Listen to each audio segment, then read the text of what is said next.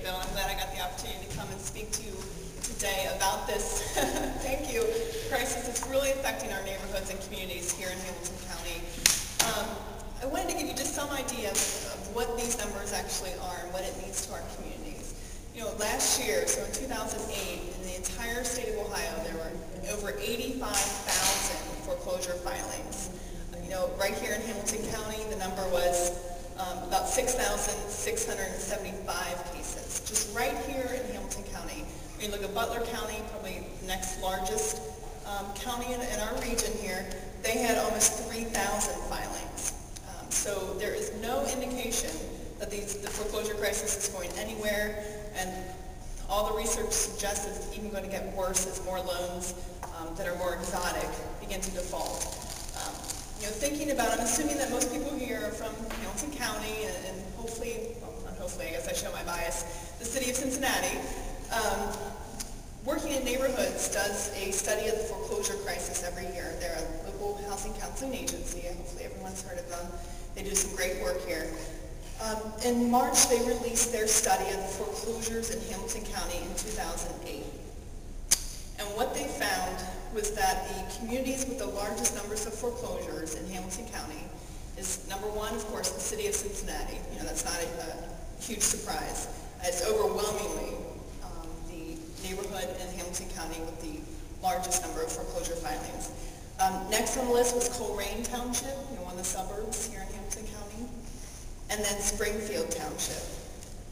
When you look down within the city of Cincinnati, the individual neighborhood, the number one foreclosure filings is Westwood. It's actually where I live, so it's a place dear to my heart, and it just saddens me that it continues to be pretty much top on the list in terms of foreclosure filings in Hamilton County. Right next is West Price Hill and then East Price Hill.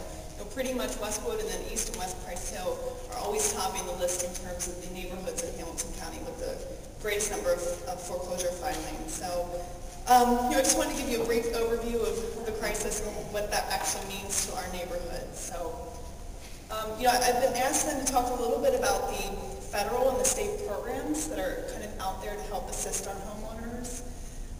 You know, I really like this to be more than anything else a conversation. You know, I don't really like to speak to people.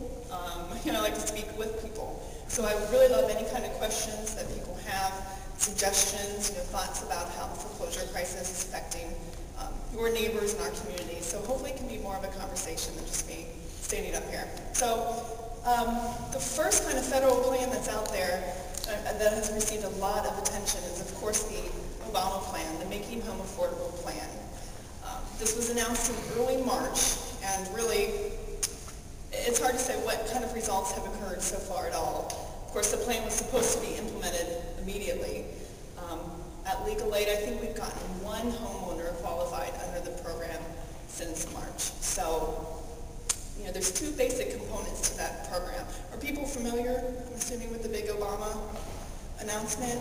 Well, it was announced, you know, it's pretty much part of his big package to really deal with the whole foreclosure crisis and the foreclosure filings. There's two main components to it. The first one deals with homeowners who are current on their mortgage. The second component deals with homeowners who are actually behind on their mortgage, whether that's just they're in default or if they have a foreclosure filing.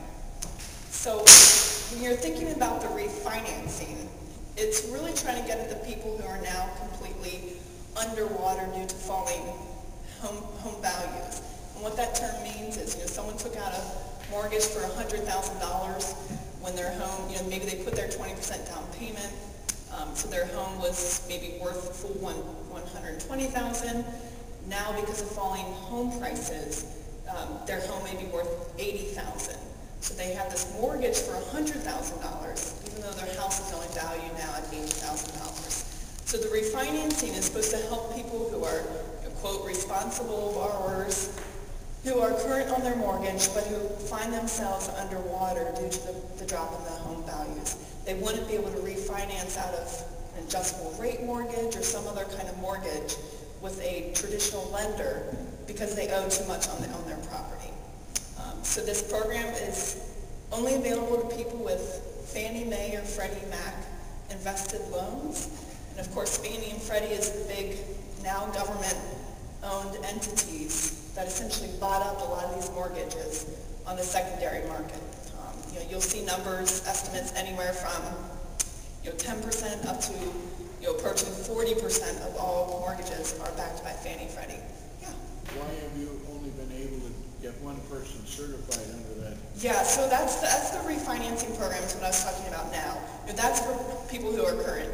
We're never going to have anyone at legal aid come through our door who is current. So then the modification program, and this will address your question. I think we'll kind of then talk about why it hasn't, no one's really been qualified under it. And I can tell you a story with one of my clients, which is kind of upsetting and disturbing. Is this has really been touted as the big program that's going to save our families and our neighborhoods, and it's questionable whether it's going to. So under the modification program, what the whole point of it is to essentially get homeowners down to a monthly mortgage payment that's 31% of what their income is. So whatever their income is, $2,000 a month, the servicer then is going to think about what 31% of that is. So they're given a third of their monthly income towards their payment. So that's what the modified payment, mortgage payment is going to be. Now what the government is doing then is giving incentives to these lenders to actually modify loans. A lender will get $1,000 just to do the modification. They also then get $1,000 for 3 years if the homeowner remains current. The homeowner then gets $1,000 for 5 years to be given directly towards their lender to be applied towards principal. So if they remain current, don't default on this modified payment, they're going to get $5,000 in principal reduction, which is really significant and a really great deal, especially when you're talking about low-income homeowners who are living in homes, valued over $200,000. So it could be a really great plan. Right now, as the plan stood, it also only applied to Fannie Freddie loans. So once again, the modification program was only going to apply to those loans that were backed by Fannie Mae or Freddie Mac. Since March 4th, and probably within the past 2 weeks, servicers have actually signed contracts with the Treasury Department to voluntarily participate in this program.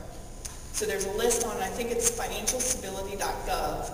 It has all the information about this new federal program. There's a list then of all the servicers that have signed this contract with the Treasury Department to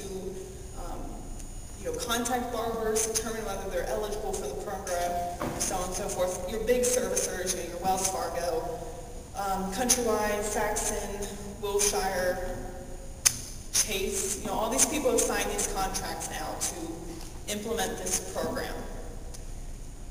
So, why haven't they done the mass modifications like the plan was, implemented for? I had a client who, she's been in foreclosure for approaching a year now. She got into a really bad loan. There was obviously a false appraisal. The property wasn't worth anywhere near what the mortgage was. Huntington Bank was the servicer and the lender. It was a Fannie Mae invested loan. Reading the guidelines of this new program, the Making Home Affordable program, she should clearly qualify, for a loan modification to get her payment down to 31% of the income. She would get this $5,000, over 5 years to go towards the principal, so on and so forth. I contacted Huntington, asked for her to be, for Huntington to determine whether she's going to qualify. Somehow we got a representative from Fannie Mae involved in this email stream. You know how this goes. People forward emails, so on and so forth. So it's now me, Huntington, and Fannie Mae talking about whether my client should get this modification. I got an email within probably 24 hours back from Huntington telling me that my client didn't qualify because her payment was already lower than 31% of the income. This is not true, and it's because the servicer didn't take into consideration her taxes and insurance. Kind of the detailed